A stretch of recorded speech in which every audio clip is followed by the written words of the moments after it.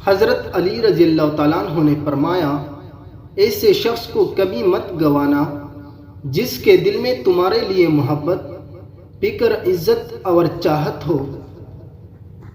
انسان کو اچھی سوچ پہ وہ انعام ملتا ہے جو اسے اچھے اعمال پہ بھی نہیں ملتا، کہ ان کے سوچ میں دکھاوا نہیں ہوتا۔ کبھی تم دوسروں کے لیے دل سے دعا مانگ کر دیکھو، تمہیں اپنے لیے دعا مانگنے کی ضرورت نہیں پڑے گی۔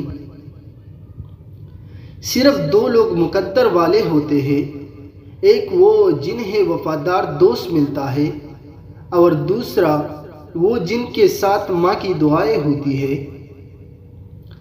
مشکل وقت آ جائے تو کسی کا احسان مت لو، کہ ان کے مشکل وقت 4 دن کا اور احسان زندگی بھر کا ہوتا ہے۔ انسان زندگی میں مایوس ہو تو کامیابی بھی ناکامی نظر آتی ہے۔